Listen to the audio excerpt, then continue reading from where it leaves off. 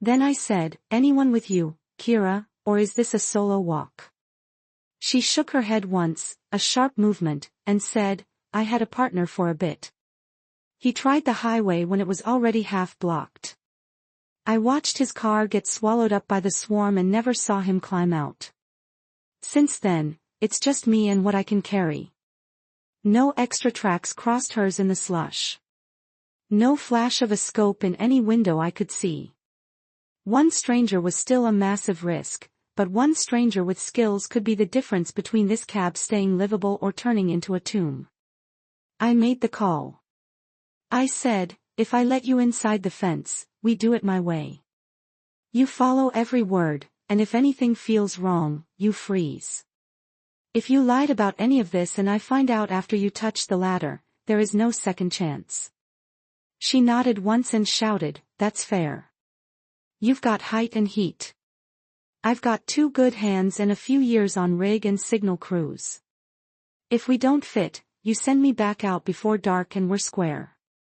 The mention of rigging made me tighten my grip on the window frame. That was industry talk, not something a random civilian would throw out. And I asked, you actually worked with cranes, or is that just something you watched from the sidewalk? She snorted, shook her head like I'd insulted her, and said, 3 years on commercial sites like this. I know how to tie a load that won't kill you, and how not to fall off the steel. That matched the way she stood, balanced on the balls of her feet, ready to move. I took a deep breath, checked the street one more time, and said, all right, first step. Set the rifle on the ground stock first, barrel pointing away from the gate. Then take 5 big steps back and keep your hands where I can see them. She answered, got it. Then did exactly that, slow and clear, stepping back through the snow before standing still again. I closed the window, stepped out onto the platform, clipped my safety lanyard short to the rail, and called down. When I open the gate, you walk in slowly and stop at the base of the mast. You don't touch the ladder until I'm close enough to look you in the face. If anything runs in behind you, you hit the gravel and stay down until I say otherwise. She tilted her head a little, squinting up against the gray sky like she was testing my voice for cracks of insanity, then said, understood. I don't sprint anymore unless something is already on my heels. I went down for her with every muscle coiled tight, one hand gripping the frozen rail and the other on the ladder, descending into the shadow of the yard. Above me, the boom was still drifting slowly, tracking the wind like a giant compass needle, but the fixed platform in the mast stayed solid under my boots. At the first rest landing, I paused, peered through the gaps in the steel grating, and saw her exactly where I had left her, hands raised high, that rifle lying in the snow 5 feet away. She hadn't twitched. That was a good start. At the gate, I slid the clear's throat chain aside just enough to create a narrow gap and said, walk in slow. Keep your hands up where I can see them and stop dead when your boots touch the concrete base of the mast. She nodded once, a sharp jerk of the chin, and squeezed through the opening with her shoulders turned slightly like she was ready to dive for cover if I decided to shoot. She walked to the mark and stopped. Up close, she looked worn down, coat stained with grease and road grime, cheeks chapped red from the wind, but her eyes were clear, sharp, steady. I circled her once, keeping my distance, and said, arms out, palms up. Then turn in a full, slow circle. I need to see if you're hiding a bite or carrying something wrapped where it shouldn't be.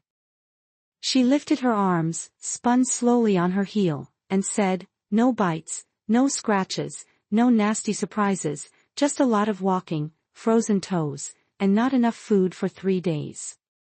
I watched her neck for swelling, checked her hands for tremors, and looked for that telltale glassy stare. When I didn't see any of it, I pointed a gloved finger at the ladder and said, all right, you go up first. Stay clipped in when you can, and don't rush. If you slip, I can't catch you, and I'm not going to try. So, let's not test gravity today. She let out a short, sharp breath that was almost a laugh and said, copy that, boss. I liked heights before the world ended, and I'd like to keep liking them. She slung her pack, clipped her rifle securely across her back, set her hands on the rungs, and started to climb. The ascent was tense. Every move had to leave her space, but I had to be close enough to watch her. I listened to the rhythmic clang step of her boots on the steel and matched it, giving her half a flight lead before stepping off each rest platform so we didn't crowd each other on the vertical. By the time we reached the service platform, the wind had picked up significantly and the boom had swung around so the cab pointed back toward the empty freeway. Inside the cab, the warmth from the stove hit us like a wall. I had her sit on the floor in the clear spot by the fire while I stayed standing near the door, hand near my belt. She looked around the small space, taking in the stacked water jugs, the duct-taped seams, the food boxes, and the sleeping bag roll. She let out a low whistle and said, "You really turned a control cab into a studio apartment. That's resourceful. Not bad for one guy." I stayed watching her and said it was enough for one. We're about to find out if it can handle two without us killing each other. Before I let my guard down, I had to clear the last big question. I said, "Tell me exactly where you came from and how long you've been out here like this." She rubbed her hands near the stove, careful to keep her fingers clear of the hot iron, and answered, "I was on a downtown high-rise job when the first hospital started to break. The foreman cut us loose with half pay and a corporate number to call that never picked up. I stayed in a basement with some others until the building caught fire. Then I moved to roofs and scaffolds. I've been walking and climbing ever since, sleeping where I can see more than one exit." Her story fit the grime on her coat and the way she moved. Efficient, no wasted energy. I asked, "You sick? Dizzy? Does anything feel wrong in your head or tight in your chest?" She shook her head and said, "Just tired and cold. And I can fix both of those if I get a place to sleep that isn't a concrete stairwell."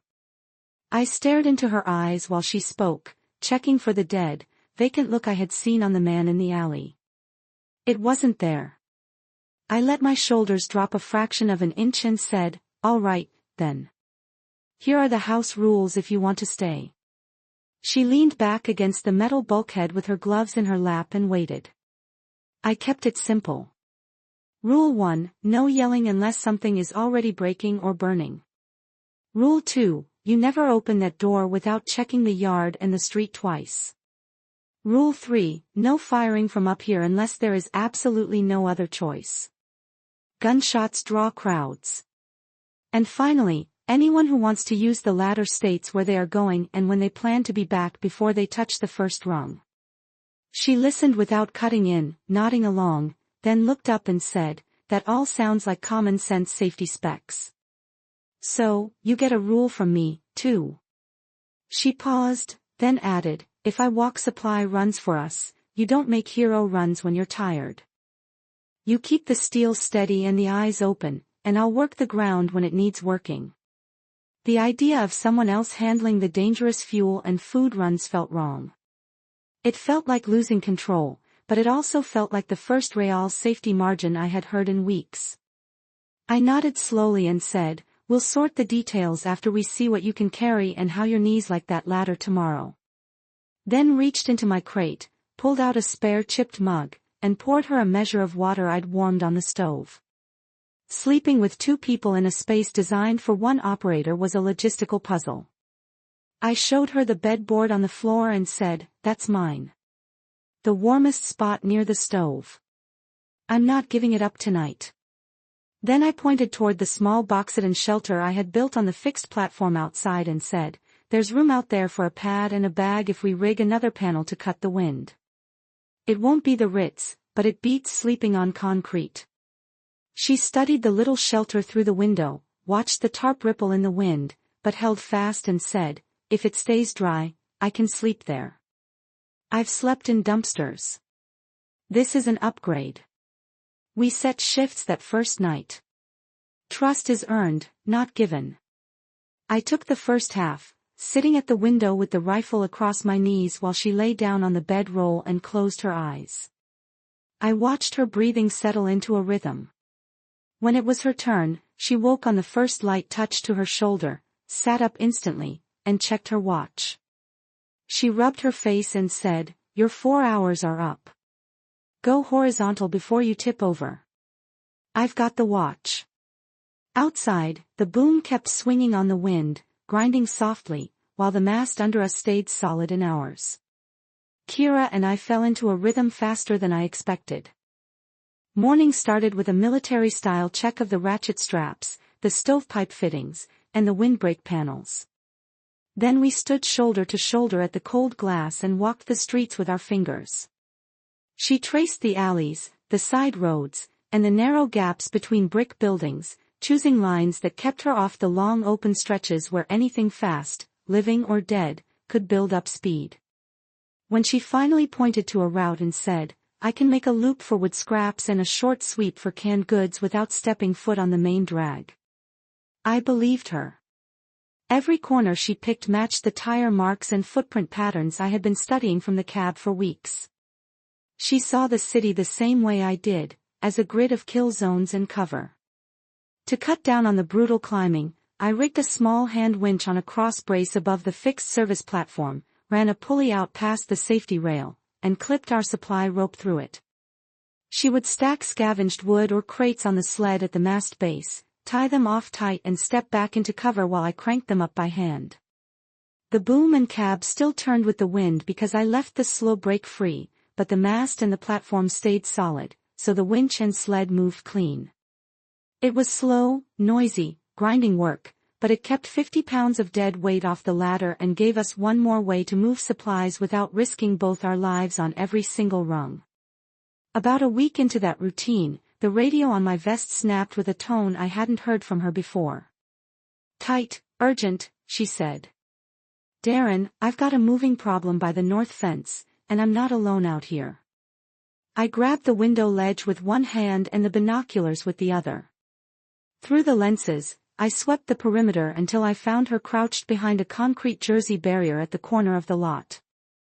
A man was leaning beside her, breathing hard with one arm in a makeshift sling made from a torn jacket and a pistol tucked into his belt. He kept his shoulders pinned to the concrete and his eyes darting down the street like he expected it to spit something lethal at any second. I slid the side window open just enough for my voice to carry over the wind and shouted, "Tell me what I'm looking at before I decide if I help him or not." She didn't take her eyes off the sidewalk when she shouted back, "Name's Bram Harlow." I found him wedged between two cars 3 blocks out. He helped me shake a pair of fast ones and twisted his knee badly, jumping a barrier. The man heard his name, glanced up at the crane tower, and raised his free hand shoulder high, palm open to show it was empty of weapons. I kept my voice level, shouting down the vertical distance. "Bram, if you want anywhere near this mast, you tell me right now how long since you were bitten or sprayed with somebody else's blood." He raised his eyebrows like the question still surprised him even now, then yelled back, "No bite, no scratch." The last close call was 2 days ago when a runner tried to crawl into the back of a delivery truck with me and hit a wooden pallet instead of my leg. His words came out clear and even, not slurred, not dreamy. Kira cut in, her voice sharp. "We have another problem. 3 armed guys are working this block. They're going door to door and they're looting." As she spoke, I caught them at the edge of the binocular frame. 3 figures in mismatched tactical vests and heavy coats walking the far sidewalk with a terrifying casualness. Rifles hanging low on slings. They weren't hungry and lost. They were a crew doing a job they'd clearly done somewhere else before. I kept my eyes locked on them and said into the radio, "All right, both of you listen. When I say go, you head straight for the gate. Bram, if your leg quits, you crawl. And Kira, you don't stop to drag him if they close the angle. You just make the fence and get flat." She made a short annoyed sound in her throat that the radio picked up perfectly and said, "You don't get to write me off that easy, Creed, but fine. Give us the count." The 3 men reached a burned-out sedan and paused to look over it. While they were distracted, I grabbed the joystick and swung the boom a few degrees left, letting the massive shadow of the hook block slide across the street where they stood. Their heads tipped up instantly. I took that split second and yelled, "Go now, straight line. Don't look back." Kira broke cover first, boots kicking up small puffs of snow. Bram pushed off the concrete block a beat later, his bad leg stiff, the good leg doing all the work in a desperate hop run.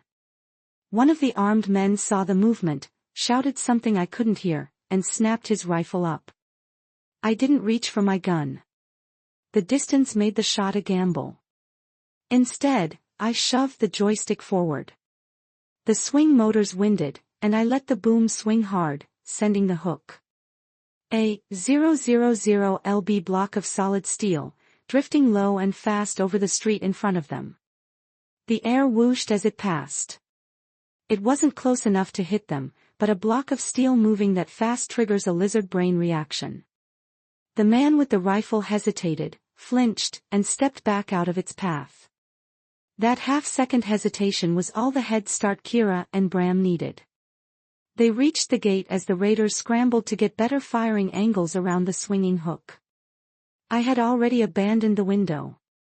By the time their hands hit the chain link, I was already on the lower landing, sliding down the ladder. I hit the ground just as Kira shoved the gate open with her shoulder and dragged Bram through. I pulled it shut, dropped the heavy chain into place, and barked up the ladder. "Both of you, no talking until we clear the first landing." Bram grabbed the rungs with his good hand, his face white with pain, and pushed upward with his good leg. Kira stayed one rung below him, ready to brace him. A rifle round hit the fence fabric ping and sent a buzz of vibration through the yard, but no one rushed the gate. They weren't stupid enough to start cutting into a fenced lot covered by a crane and a high perch with unknown weapons. Another shot sparked off a steel post. A voice yelled something about heavy tools. And then the sound of bootsteps slid away down the block. Only when that sound thinned out did I start up the ladder after them. At the service platform, Bram collapsed against the mast, sweat standing in beads on his forehead despite the freezing cold. He was gasping for air. I pointed to the corner by the stove where I kept my small trauma kit and said, "Sit down there. Pull the glove and the boot off. Let's see what we're dealing with." Then I looked at Kira, who was leaning on her knees, catching her breath, and said, "You did well down there. But next time you warn me before you bring home a guest with a limp and armed man on his tail." She let out a thin, ragged breath, looked me in the eye, and said, "He was already between me and my only way out. If I'd left him, they would have found him, killed him, and followed his fresh tracks right to your fence." We bumped Bram out on the service platform that first night, keeping the cab strictly for the person on watch. The makeshift box I had built around the chemical toilet was tight, but it had just enough square footage for a sleeping pad if we shifted the side panels and added one more scrap of plywood as a windbreak. While Bram sat gritting his teeth and icing his knee with a bag of frozen snow, Kira jerry-rigged the extra board, duct-taped the seams to stop the draft, and said, "It's not exactly the Hilton, and it smells like chemicals, but you'll be out of the wind chill." He flexed his bad leg, looked at the setup, and answered, "Lady, I've slept in delivery vans, damp stairwells in the back of a meat freezer for the last month. This feels like a 5-star hotel lobby." With 3 hearts beating up there, our loose routine had to harden into a solid plan. We moved from survival mode to military discipline, splitting the day into strict watches and work details. One person always stayed in the cab with the rifle, scanning the horizon. One worked the platform, feeding the stove, checking the strap tension, and rationing the water. The third person handled the ground runs when we absolutely had to make them. Never alone, never at night, and always with eyes watching from above. Nobody moved a muscle without announcing where they were going and exactly how long they expected to be gone. Bram couldn't climb fast with his wrecked knee, but the guy had street smarts that I lacked. He knew trucks, he knew alleys, and he knew how desperate people moved. He spent his shifts at the window pointing out approach paths I had never even noticed. He traced a line on the glass and said, if they come back with saws or cutting torches, they won't come through the main gate. They'll breach from that blind side street where the shadows cover them. And based on that intel, we marked that zone as a primary drop target for the hook if we ever had to crush an assault. Kira took the winch system and refined it into something smoother and deadlier. She shifted the anchor points and showed me how to take the strain on one line while easing another so a load kissed the platform deck instead of slamming into it and shaking the whole mast. Watching the rope move, she said, if we ever get more people up here, we can use a system like this to move kits between cranes. We could rig high lines, move supplies from boom to boom without ever touching the street. The idea hung in the air long after she stopped talking, vibrating with possibility. That thought fundamentally changed how I looked at the skyline. I had always seen cranes as temporary tools, simple machines to stack concrete. Now I saw a potential archipelago of tall islands rising over the empty blocks. Each boom and cab was another patch of high steel that someone could claim, harden, and defend. If we could tie them together, supplies could move above the sidewalks instead of through the meat grinder down below. Radios could link us into a network that watched, warned, and answered instead of just hiding and waiting to die.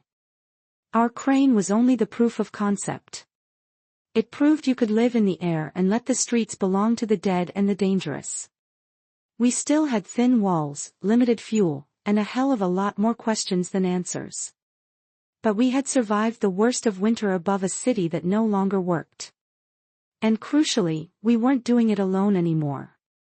That counted for more than I like to admit.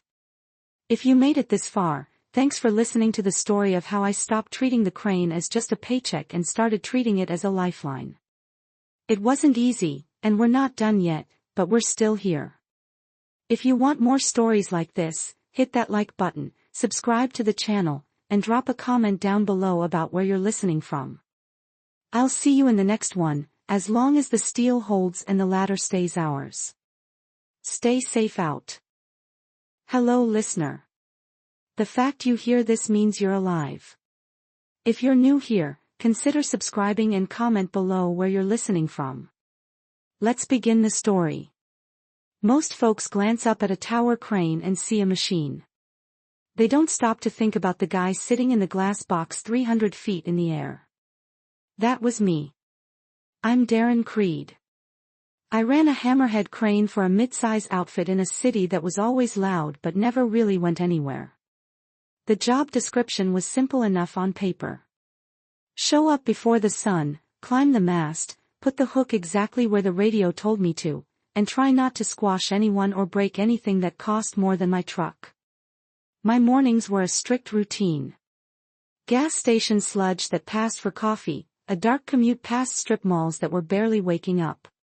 The ground level was pure chaos. Diesel fumes, deep mud, and a tangled mess of rebar that looked like a metal spiderweb. Men in hard hats yelling over idling concrete mixers. To me, that was just noise. The shift didn't officially start until my boots hit the first rung of the ladder, bolted inside the mast. That climb was a workout all on its own. Vertical steel, no elevator, no easy way up. In August, those rungs were hot enough to blister your hands through leather gloves. In January, the cold sucked the heat right out of your bones. There were rest landings every 20 feet or so. You could stop, catch your breath, pretend you were inspecting a bolt, but you couldn't linger. The ground crew knew if you were dragging ass, so you kept hauling yourself up hand over hand until the trucks down below looked like matchbox cars, and the only sound left was the wind whipping around the cab. Up top, it was just me and the machinery. The cab is basically a fishbowl. A seat, 2 joystick controllers, a heater that only worked when it felt generous, and a view that cost a fortune. I kept a faded photo taped to the slow panel, and a cooler tucked under the seat. From down on the sidewalk, the crane is just part of the skyline. But from my seat, the city felt distant, disconnected, like a movie playing on a silent screen. I liked it that way. I figured that gap between me and the concrete would always be enough to keep the world's problems at arm's length. On paper, my job was a dull checklist of load charts and OSHA safety specs. But inside my head, it broke down to 3 simple commandments. Get up the stick, swing the iron clean, and get back down in one piece. Everything in between was just a waiting game. Hurry up and wait. Waiting for the radio to crackle with a command. Waiting for the riggers to clear the drop zone. Waiting for the wind gauge to drop just 1 damn mile per hour so we could move a heavy panel without getting reamed out by the safety officer. On a typical Tuesday, the rhythm was hypnotic. The ground crew, guys in mud-caked orange vests, would scramble over the site like beetles, checking rigging and arguing over chains. I'd watch them weave between stacks of rebar and formwork, just waiting for the signal. The foreman's voice would cut through the static in my ear. Creed, I got a bundle of number 8 bars on the east side. I need to go to the 3rd deck. I'd key the mic, copy that. Send it. And ease the right joystick forward. You don't just jerk a crane. You coax it. You have to feel the weight before the motors even whine.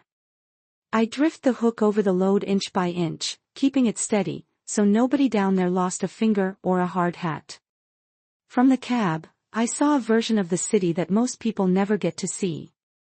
It was a sprawling map of office towers, the dirty brown curve of the river, and neighborhoods packed tight around the skeletons of old factories.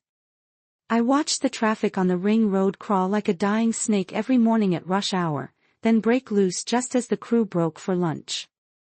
That view, it should have made me feel important, like a king in a tower. Mostly it just made the problems on the ground look pathetic. Rent, gas prices, arguments with the ex from 200 feet up, they all blurred into the same gray concrete strip. It's hard to stress about a past due bill when the people holding it look like ants. Inside the glass box, the noise came in distinct layers. The most intimate sound was the high-pitched whine of the electric swing motors and the dull clank groan of the slowing ring under my feet when the jib turned. Beneath that, muffled by the safety glass, was the sight noise, the relentless beep-beep-beep of backup alarms, the hiss of air brakes, and some iron worker swearing at a stripped bolt. Farther out, you got the city soundtrack, sirens wailing, the rumble of the highway, and the lonely horn of a freight train miles away. I kept my world simple and tight. Lunch was a ritual. A ham sandwich, a bruised apple, and coffee from a scratched-up Stanley thermos that had seen more job sites than most foremen. I ate in the downtime between lifts, radio turned low, one eye always glued to the hook. The rule book said, no distractions during critical picks, which basically translated to, don't be the idiot choking on a crust of bread when someone needs a split-second emergency stop.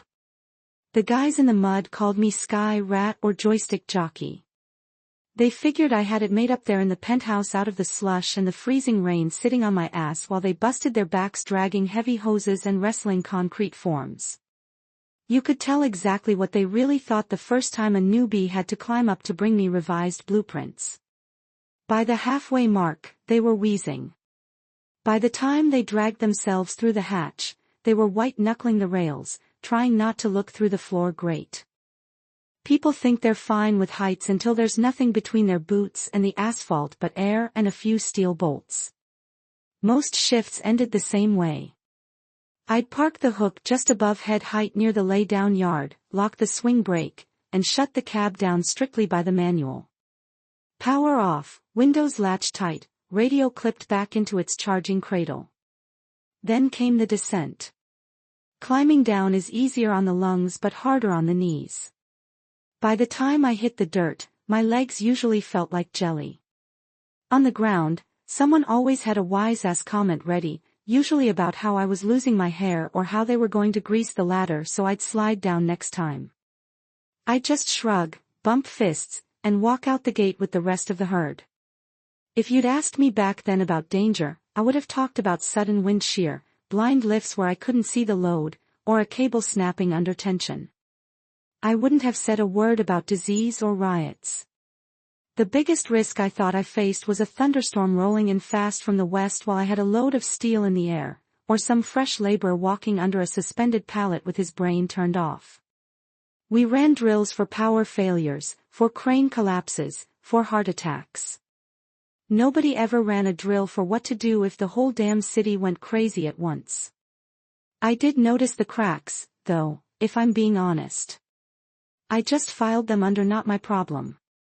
A siren that wailed for 20 minutes without stopping. Smoke on the horizon that was too black to be a chimney fire. More tents are popping up under the overpass every week. More desperate-looking folks digging through the dumpster behind the 7-Eleven. The news radio talked about viral outbreaks in other states, supply chain shortages, and press conferences where sweaty politicians promised plans they didn't have. I heard it, sure. I nodded along. Then I set my alarm for 4:30 a.m. Anyway, routine was my anchor. Same climb, same seat, same pre-flight checks. I liked the logic of it. If I did my part and the riggers did theirs, the steel went where it belonged and everyone went home with the same number of limbs they started with.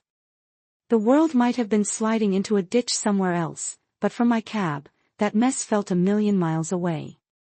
At least that's how it felt right up until the week the radio stopped sounding like work and started sounding like pure panic. The week the world finally tipped over started out deceptively plain. Same annoying alarm clock, same burnt gas station coffee, same climb up 300 feet of freezing cold steel. Driving in, I let the news radio run. The host was breathless, talking about a severe viral outbreak in the major metro areas. Hospitals at capacity, riots over baby formula, police departments stretched to the breaking point. It sounded bad, sure, but it still felt like background noise. Just another disaster happening to other people in other zip codes. By the time I parked my truck by the job trailer, my head was already shifting to wind speeds and lift charts, not worrying about whatever was burning down on the other side of the map. At the main gate, the foreman, a bull-necked guy named Miller, stopped us for a tailgate safety meeting. We stood around the tool crib, stomping our feet against the cold while he read from a printout of a corporate email. Wash your hands. Don't share gloves or water bottles. Stay home if you're running a fever. Report any unusual violent behavior near the perimeter. One of the iron workers, a guy who'd been divorced 3 times, cracked. You met my ex-wife. A few guys snorted, shaking off the tension, but the laughter died fast. Miller didn't smile. He just dismissed us, and everyone grabbed their hard hats and went back to their crews. Concrete doesn't wait for press conferences. I climbed that morning with a flimsy paper mask pushed under my chin. It felt stupid, like trying to stop a hurricane with a screen door, but I wore it anyway. The ladder felt the same as always. Rungs biting cold through my gloves. The wind got sharper and meaner the higher I got. From the cab, the city still held its shape. Cars crawled along the ring road, white smoke drifted sideways from the industrial stacks, and the river slid past in that same dirty brown curve. If you didn't stare too hard, you could almost pretend nothing had changed. Around mid-morning, the site radio cracked with a sound harder than static. One of the laborers yelled, "Creed, park the hook. We got a guy down at the north fence." His voice shook on the last word, vibrating with a kind of fear you don't hear on a construction site. I immediately fed the joystick back, grounding the load and locked the controls. When I stood up and leaned against the cold glass looking down, I saw a tight ring of orange vests near the gate. They were all bent over something on the gravel like they were trying to hold down a wild animal. Miller grabbed the channel, his voice tight. "Is it a fall? Did he slip?" The answer came back fast and breathless. "No, boss. He just dropped. He's on the ground. He's thrashing. And Jesus, he tried to bite Matt when he leaned in." That word stuck in my ear like a burr. Bite, not hit, not punch. Bite. I watched one of the crew jerk his arm back violently and clamp a hand over his sleeve. Even from 60 m up, the motion of the man on the ground looked wrong. It was too jerky, too violent, and focused for a normal seizure. He wasn't just shaking. He was snapping. Sirens cut across the city background less than a minute later. A patrol car rolled up to the gate, tires crunching gravel, followed by an ambulance that stopped half in the lane, blocking traffic. The cop didn't stroll up. He got out with his hand already resting on his holster. He and two medics went straight into the circle. No hesitation, but plenty of tension. One medic grabbed the legs, the other went for the shoulders, and the cop put a knee heavily near the man's jaw, forcing his head into the dirt to keep those teeth away from everyone. It took all three of them straining to strap him down. Even on the stretcher, the guy bucked hard enough that the gurney almost tipped. They had to pin him again brutally this time before they could shove him into the back of the rig and slam the doors. In less than 10 minutes, they were gone. No one waved up to me. No one talked on the radio for a long time. When Miller finally clicked on it and said, "All right, clear the area. Back to work." His voice sounded thin, hollow. At lunch, the rumor mill went into overdrive. Some said the sick guy had arrived late, eyes glassy and vacant. Others claimed he'd tried to take a chunk out of anyone who touched him. One guy swore he saw the cop draw his service weapon and then hesitate before pushing it back down. No one had the whole picture, but the pieces were ugly. A worker had walked through the gate at 6 a.m. and left strapped to a gurney at 10 o'clock. That part was solid fact. That night, I tried to get more from the news. They gave our site exactly one line about a medical incident during construction operations. No details, no names. Then they shifted to shaky phone footage from another city. People in hospital gowns were walking into oncoming traffic, faces blank and slack while riot police tried to push them back with shields. The anchor used calm, polished phrases like isolated events and situations under investigation, but the video loop behind him showed barricades shaking and medics backing away from their own patients in terror. The next morning, the change hit our neighborhood. The freeway into town, usually a parking lot, was almost clear at rush hour. It was eerie. I passed a grocery store with a line stretching out the door and around the block. Two people were screaming at each other over a cart full of bottled water, ready to throw hands. At the gas station near the site, the water aisle was stripped bare. The clerk had a mask dug deep into his face, and his eyes followed my every move like I was about to rob the place. On the tiny TV behind him, the same anchor was now using the words "confirmed attacks" instead of incidents. On site, maybe a third of the crew was wearing masks. Now, some were fresh N95s. Others were dirty rags pulled out of old toolboxes. The company had stacked boxes of masks at the gate and set a pump bottle of hand sanitizer on the break table. Like a squirt of alcohol gel was going to stop something the hospitals couldn't handle. Two laborers never came back after the day at the fence. A driver from the concrete plant told our foreman they were bleeding personnel too. Some were sick, some just stopped showing up. Deliveries started slipping. One truck arrived half-loaded. Another didn't come at all. The schedule on the whiteboard in the trailer started to look less like a plan and more like a wish list. From the cab, the city still looked like a model on a table, but the rhythm inside it was broken. There were more dark windows in office buildings that used to glow all day. Sirens passed more often, short, sharp bursts instead of the long wails of normal emergencies. The sidewalk outside our fence, usually busy with foot traffic, stayed empty. No school kids cutting through, no office workers using our block as a shortcut to the deli. It was like the city was holding its breath. By Friday, Miller said what we all already knew was coming. He called us together in the yard and told us the company might shut the site for a short period and that we should keep our phones close for updates. He tried to make it sound like a weather delay or a permitting issue. It didn't feel like that. It felt like a funeral. We walked out through the gate in small groups, quiet, eyes on the ground. Each of us was doing the same mental math. Food, family, risk. On the drive home, I passed an ambulance sitting empty at the curb. Its rear doors were wide open, lights still flashing, but there was no crew in sight, no patient, just an empty vehicle with its engine running. That image stuck with me longer than anything on the news.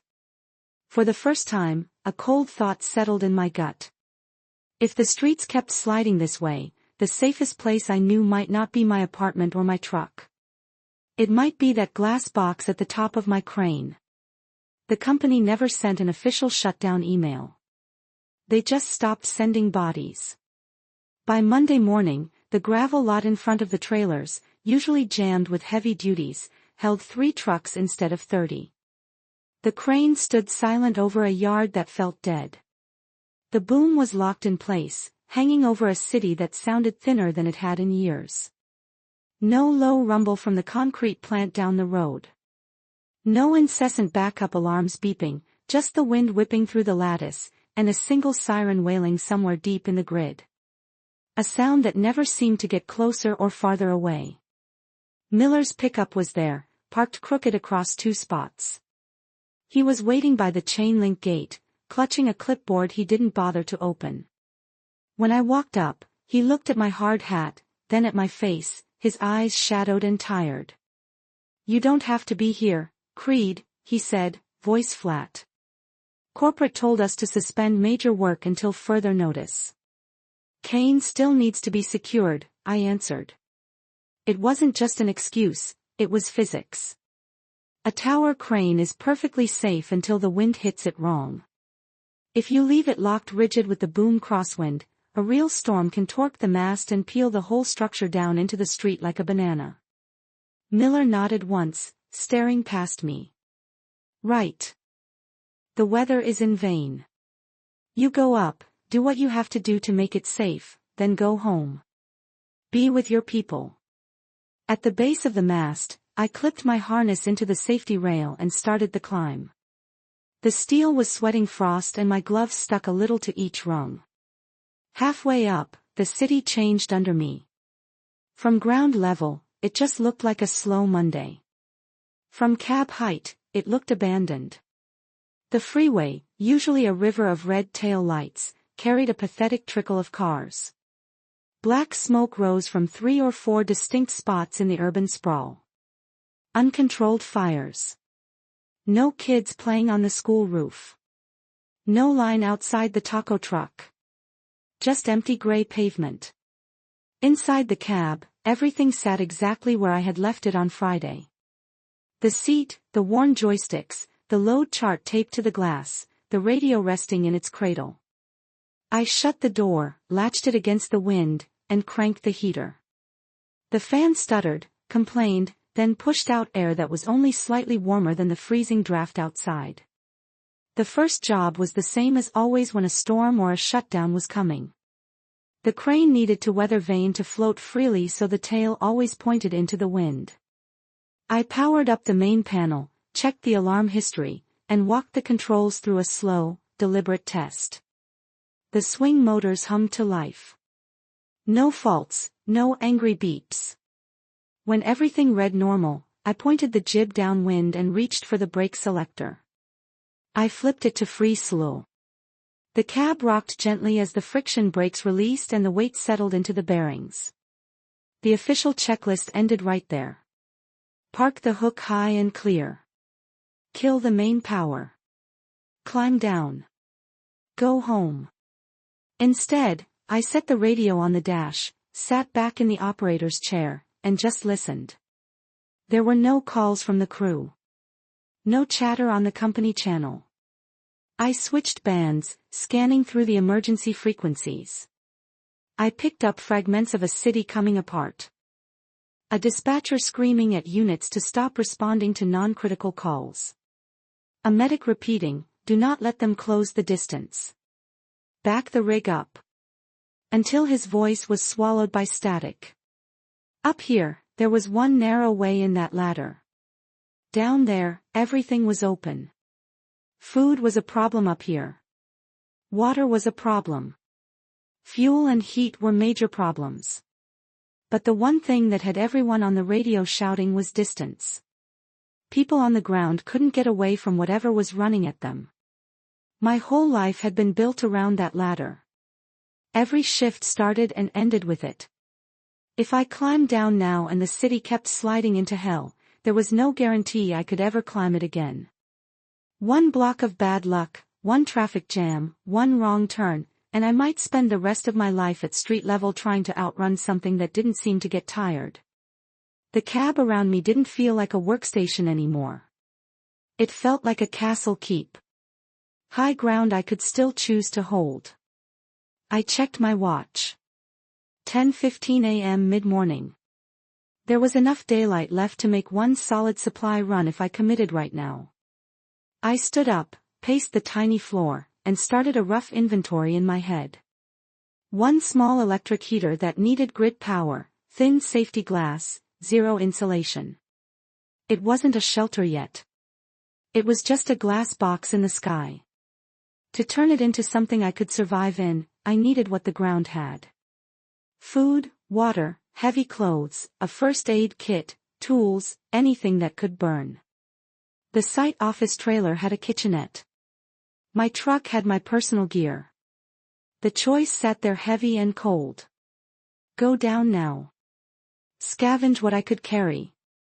Come back up and bolt that hatch, knowing that every trip to the street after this would be a gamble with my life. Or lock up like the manual said, drive home and pretend the climb would still be safe next week. I picked up the handheld radio, turned the volume down until it was just above a whisper, and clipped it to my vest. Then I killed the control power, cracked the door, and let the wind hit me. The mast swayed as a gust pushed the boom. The crane would take care of itself now. The wind would turn it. Whether I stayed alive to sit in this chair again depended on how smart and how fast I could be in the next 2 hours. Climbing down felt different with the plan settled in my gut. Each rest platform wasn't just a break anymore. It was a checkpoint on a path I might be walking for the last time as a commuter and the first time as a survivor. By the time my boots hit the gravel, the decision was locked in. I was going to load the cab like a bunker and see how long the sky could stay safer than the streets. My first run was straight to my truck. It was my lifeline. Everything I owned that might keep me alive past Tuesday was locked inside that cab. The gravel lot outside the trailers was desolate.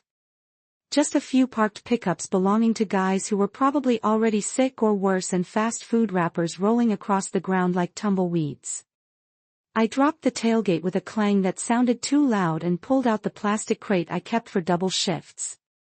Flashlight, fresh batteries, a basic first aid kit, a folding buck knife, a pair of heavy-duty mechanic's gloves, 2 half-squashed flats of generic bottled water, and a gym bag stuffed with wool socks, thermals, and an old Carhartt hoodie. I jammed it all into a canvas duff until the zipper barely closed. Food-wise, I was in trouble. I had a few protein bars melting in the glove box and a bag of trail mix that was mostly raisins behind the seat. Enough to keep me moving for a day, maybe 2, but not enough to last a siege. The side office trailer had a kitchenette, and I knew from years of drinking their sludge coffee that people left stuff behind. Inside, the fluorescent lights were still humming, casting a sick yellow glow. The TV in the corner was tuned to a news channel showing shaky helicopter footage of crowds and flashing lights. Sound muted.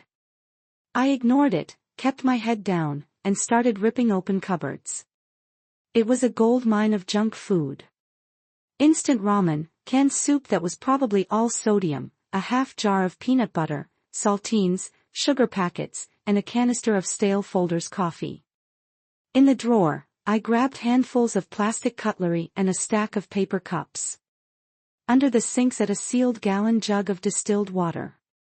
In the back storage room, I found 2 sleeping bags rolled tight and forgotten in a milk crate, probably from some guys who crashed there during the concrete pour last month. I dragged everything into a pile near the door and took a deep breath. It looked like a treasure trove until I pictured hauling it up 300 feet of vertical steel. Weight meant risk. Every pound on my back was a pound that could pull me off the ladder if I slipped.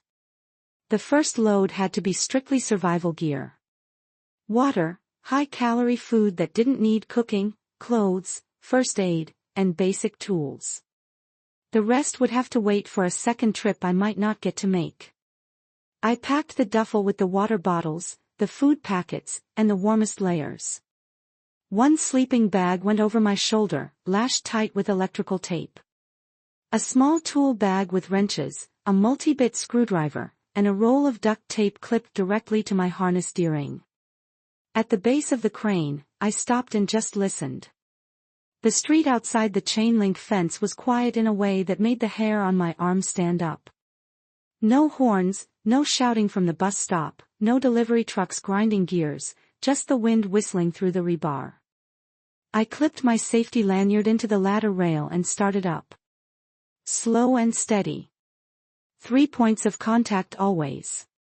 No show-off moves. No looking down at the ground that was getting further away with every step. The extra weight made the climb brutal.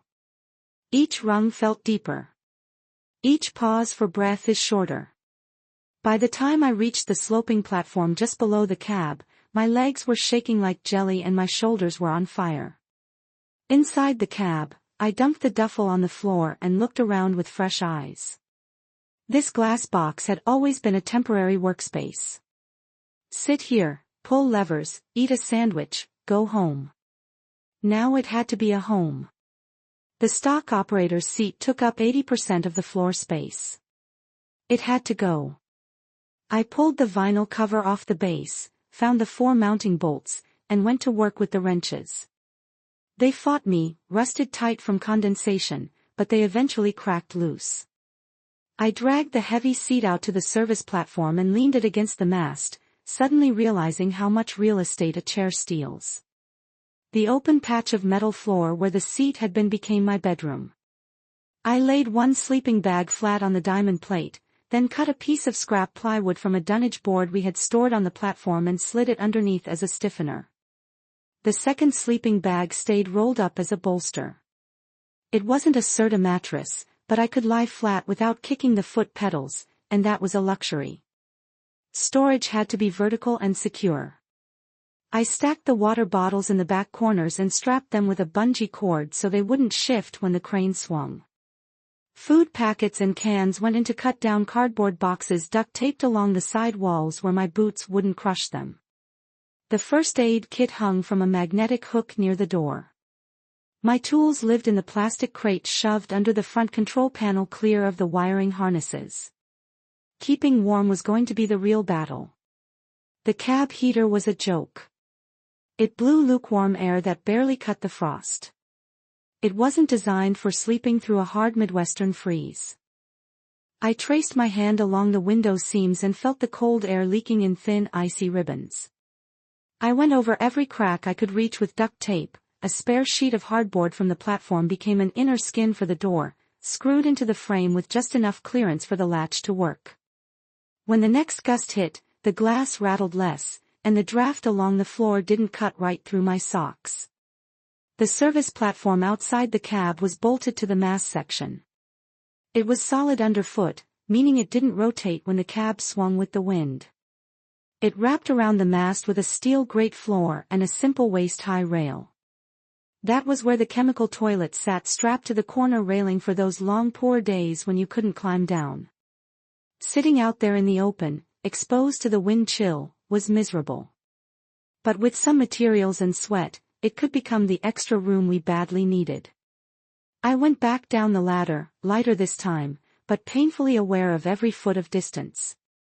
In the laydown yard, I picked through stacks of formwork until I found 4 lighter panels, plywood, and steel framed about chest high. Anything heavier would be suicide to haul up by hand. I built a crude sled from scrap 2x4s, laid one panel on it, and tied it to a coil of 3/4 in rope. Then I climbed again, fed the rope through a strong point on the jib structure above the platform and made my body the engine.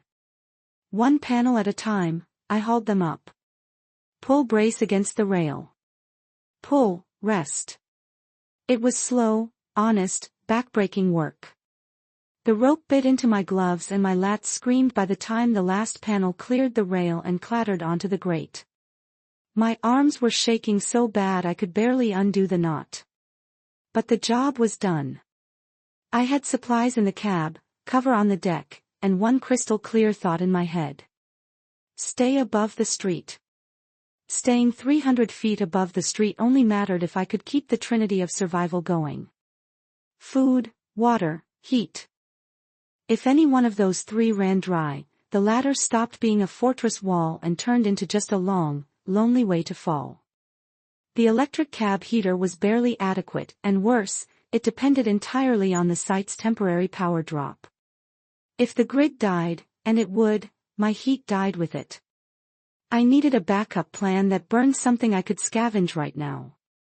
I remembered the maintenance container down by the trailer block. A year ago, during a brutal snap freeze, we had unloaded a small cast iron potbelly stove meant for a warming tent. I remembered cursing its dead weight when we moved it. I knew it was still there because nobody on a construction crew ever bothers to haul heavy junk home unless they have to. That memory sent me back down the ladder. On the ground, the air quality had shifted. Smoke sat low over the yard, smelling sour, like burning plastic and old garbage. The street beyond the chain-link fence was visibly empty, but it felt watched. Inside the rusted maintenance box, I found the stove buried under a coil of frozen air hose. A thick layer of dust coated it, but the iron body was solid, and the door moved clean on its hinges. 3 sections of galvanized stovepipe lay beside it.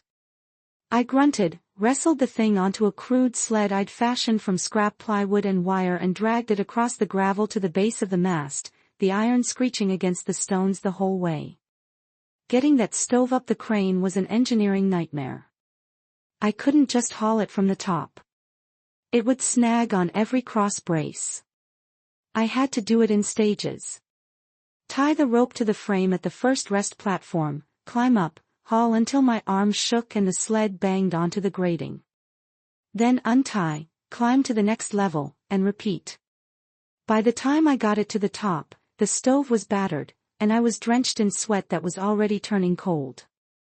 On the fixed service platform, the part that didn't rotate, I set the stove in the corner where the floor grating bolted into the main mast. I cut a rough hole through the cab's sheet metal skin for the pipe, feeding it out and up, and packed the gap tight with fiberglass insulation scrap to stop the drafts. A small test burn with dry pallet slats sent a thin line of blue smoke up and a wave of radiant heat out. The metal ticked as it expanded. The frost on the glass cleared, and for the first time, the cab felt like a shelter instead of a refrigerator. Fuel was the next logistics hurdle.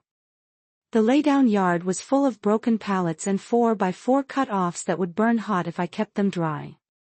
I stayed inside the fence line, stomping down skids, bundling the clean wood with rope, and hauling it up. Each trip turned my legs to rubber by the second landing. Every strong gust of wind pushed the free-slewing boom a few degrees, so the cab and the arm eased around me while the mast I was clinging to stayed firm. A respectable pile of cut wood soon sat under a heavy tarp lashed to the rail. Inside, the stove burned with a steady, comforting roar. Food and heat were stable for the moment. That moved water to the top of the panic list. Bottled water is finite. The site trailers had some 5-gallon jugs in a small tank, but I didn't trust the pressure to last, and I didn't trust the stagnant tank not to make me sick. From the high vantage of the cab, I'd spotted 2 blue 55-gallon plastic barrels behind a row of low-rise shops on the next block, tucked under the rain gutters. I had watched rain fill them for years without giving it a second thought. Now they looked like gold bullion waiting for whoever had the guts to claim them. Going for them meant crossing the fence line. Inside the site, I knew every blind corner, every trip hazard. Outside, I was a tourist in a war zone. I watched the street and the narrow gaps between the brick buildings for a long hour. Nothing moved, no shadows, no shapes. I clipped my harness lanyard short to my belt, grabbed 2 empty jugs and a coil of rope, and climbed down. At the gate, I slipped through the gap in the chain I'd left unlocked, and pulled it back into place on reflex. The alley behind the shop smelled like damp cardboard, rot, and urine. Overflowing dumpsters lined one side, rusted security doors, and fire escapes lined the other. The blue barrel sat halfway down, lids on, spigots taped shut. I listened. I heard only the wind and a loose metal sign tapping rhythmically against the brick. Clink, clink, clink. I moved toward them, boots making no sound on the wet asphalt. I had just reached for the nearest barrel lid when a sound cut through the alley from the far end. Fast footsteps, hard slapping strikes on the pavement, not the slow shuffling scrape of a homeless guy hunting for cans. I looked up. A man stood there maybe 40 feet away. His head was tilted slightly to the left, bird-like. His eyes were wide, unblinking, and completely empty of anything human. His clothes were stained dark, his shirt stiff with something that looked like dried mud or blood. His skin was the color of wet ash. He froze for half a second when he saw me. Then he launched. No shout, no threat, no hesitation, just a full sprint straight at me. His feet hammered the pavement in a tight rapid-fire rhythm that closed the distance faster than my brain could process the physics of it. The water jugs hit the ground. I turned and ran. My boot soles slid once on a patch of slime, and I bounced off the brick wall with my shoulder hard, but I stayed upright.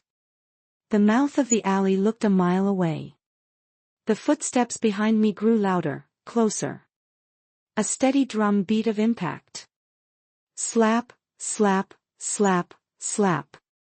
I burst out onto the street, cut hard toward the site, and spotted the crane mast rising over the fence like a beacon.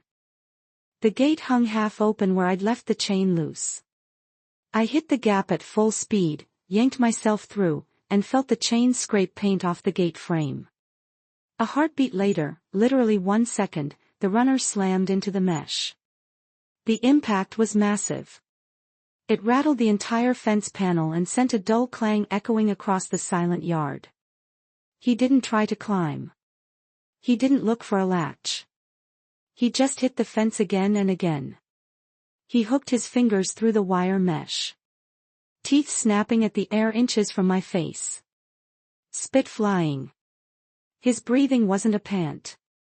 It was a thick wet rasp that sounded like a torn lung. I backed away, then turned and grabbed the first rung of the ladder. I climbed without looking back. Up, clip, step. Up, clip, step. My arms burned with adrenaline, but fear did the rest of the work. The mast shivered in short pulses as he continued to pound the fence below, then finally steadied as I got higher. By the time I reached the first landing, 50 feet up, the hits had turned from focused battering ram blows to random angry strikes along the mesh. He knew I was there, but he had lost the straight line. From the cab window, safe behind the glass, I looked down. I saw him still clinging to the fence, head turned straight up, mouth working silently, eyes fixed on the steel instead of the sky. The blue barrels in the alley were still there. So was he. The lesson came through crystal clear. The ground was no longer just cold and empty. It was a hunting ground. And anything that stepped into it had to be faster, meaner, or luckier than what was already there. That runner at the fence haunted me long after my arms stopped twitching from the climb. I watched him pace the mesh line like a caged tiger. Hands hooked into the galvanized wire, eyes tilted up the mast. He didn't blink. He didn't shiver. Eventually, he drifted off along the sidewalk like a radio signal, losing strength, aimless, but dangerous. Watching him disappear made the new reality crystal clear. If I slipped, if I missed a rung, or if I got cornered on the ground, that kind of violence wouldn't stop until one of us was dead meat. For the first few days, I treated the cab like a submarine running silent, doors sealed tight, stove burning at a bare minimum to save wood, radio volume just high enough to catch human voices through the static. I rationed my food and water like a miser, and slept in 90-minute blocks. Because I'd left the slow break off, the crane weather vaned slowly in the wind, changing my view without warning. I'd lie down looking at the frozen brown curve of the river and wake up an hour later with the boom pointing at the empty, silent freeway. The mast stayed fixed under me, my only solid ground. But the city kept sliding past the glass like a bad dream on a loop. Winter moved in before the calendar said it had any right to.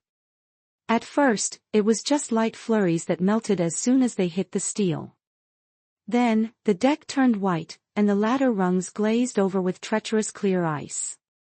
Every trip outside the cab required a mental checklist. Gloves tight, harness clipped short, boots stamped clean of slush before stepping onto the grate. I checked the stove bolts, the ratchet straps on the wood pile, and the windbreak panels I had dragged up. 2 of them I set flat against the prevailing wind to break its teeth. The other 2 I mounted at angles, leaving gaps so the gusts could bleed through instead of turning my shelter into a giant sail that could rip loose. The chemical toilet, my executive washroom, sat on the fixed service platform, bolted down beside the mast. In good weather, nobody cared that it was out in the open air. In blowing snow and sub-zero wind chill, it might as well have been on the surface of Mars. I wrapped 3 sides of it with scrap plywood, screwed into the guardrail posts, and stretched a heavy tarp overhead on a slope to shed snow. It didn't make it warm. Nothing was warm out there, but it cut the wind enough that you didn't get frostbite doing your business. You learned to be quick. It took too long and you couldn't feel your legs to stand up. Inside the cab, I tried to turn the empty hours into something better than just staring at the horizon. Mornings began with a ritual.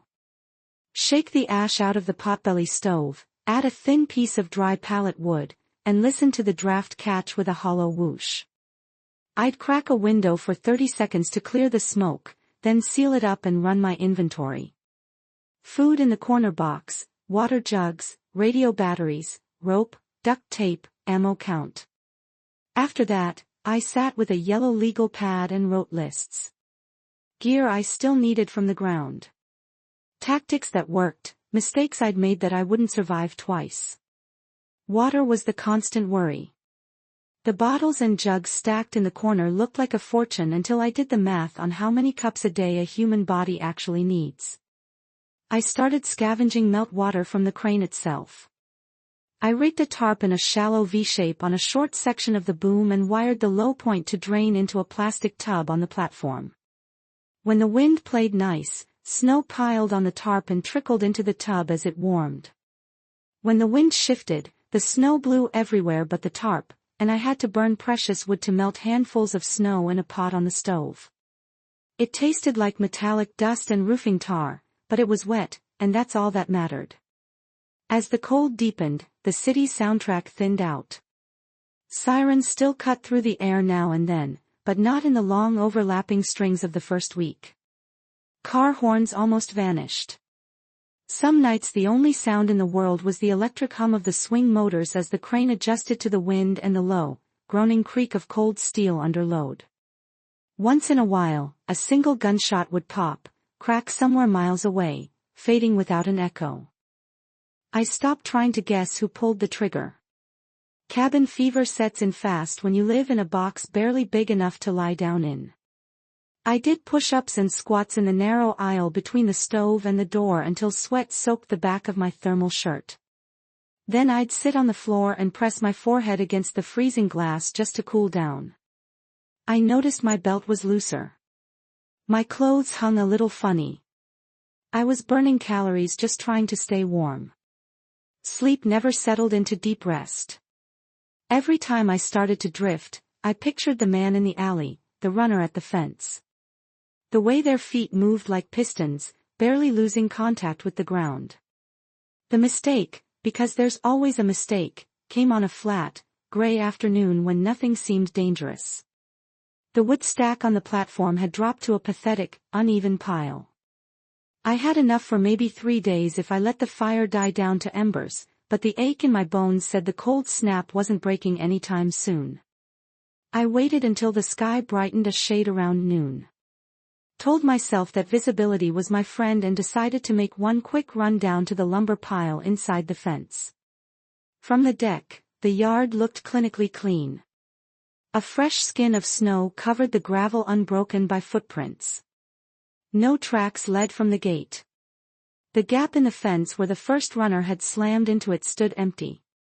I watched it through binoculars for 5 full minutes. Saw nothing, heard nothing. I forced myself to stop hesitating. Complacency kills, the safety posters say. But that day, impatience was driving the bus. At the base of the mast, I unclipped my harness, grabbed the sled I used for hauling wood, a simple frame of scrap 2x4s with a loop of rope, and walked toward the lumber stack. The distance was maybe 50 m, open ground. That was the setup, and I walked right into it. The days after that disastrous run to the lumber yard didn't just pass, they bled into a single gray smudge.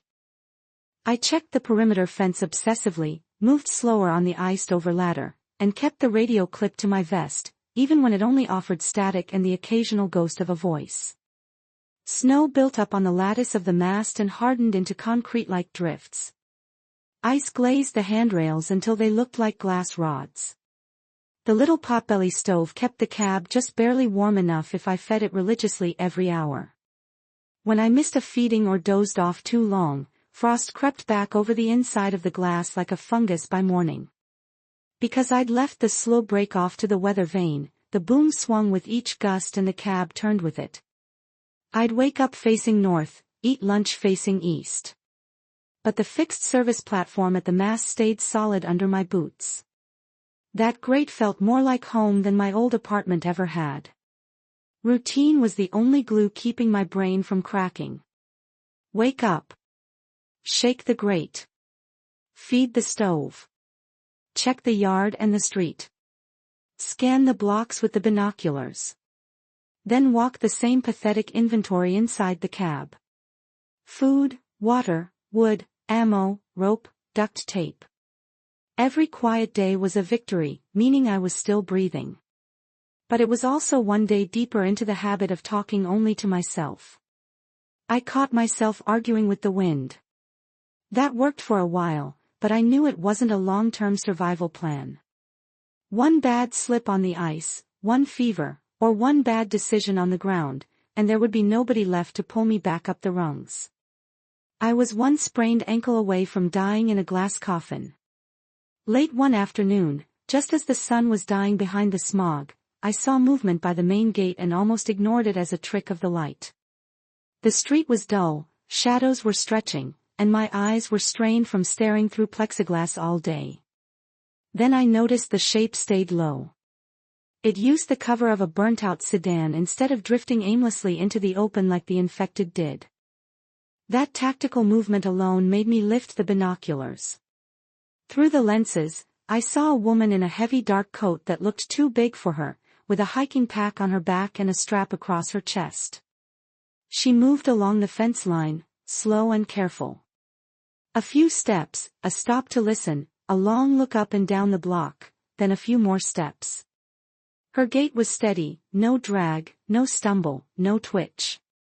She checked corners before she exposed herself to them, and that told me she still gave a damn if she made it to the end of the day. I watched her reach the section of chain link where that first runner had bent the mesh. She studied the twisted wire, touching it with a gloved hand, then tipped her head back and tracked the mast all the way up to my cab. For a second, I thought she might try to climb the fence. Instead, she set her boots a little wider in the snow, planting herself, and stood perfectly still while the cab swung through a slow arc above her. She was waiting. If she was alive, careful, and not already hallucinating, she could be an asset. Extra eyes, another set of hands for the ground runs. I couldn't avoid it forever. Someone to tell me when I was about to make a stupid call. But she could also be sick, concealing a bite or bait for a larger group hiding in the alley. Letting her near the ladder meant putting everything I had, my food, my heat, my life on the line. I debated it for a full minute, then slid the side window open just enough for my voice to carry over the wind and yelled, stop right there and don't come any closer to the fence until I tell you what to do. She flinched at the sound, a sharp human reaction. Turned toward the crane, raised both hands away from her gear so I could see open palms, and yelled back, "Okay, I'm stopped. Just talk to me before you decide I'm a problem." A rifle, looks like an old bolt-action hunting piece, hung from the strap across her chest, muzzled down, and she let it hang there without touching it. I kept my eyes moving over the street, the parked cars, and the dark mouths of the alleys, paranoid about an ambush, and said, "What's your name? And how long since you were bitten, scratched, or covered in anyone else's blood?" She answered, voice cutting through the cold air. "Name's Kira Winslow. And it's been weeks since I was close enough to anyone for that to happen." Then added, "If I thought I might flip, I wouldn't walk up to the only ladder on a wide open lot. That would be bad math for both of us." The words came out steady, tired, and cynical. I swept the sidewalks and windows for a second figure and saw only snow, trash, and the rusted skeletons of a couple of dead cars.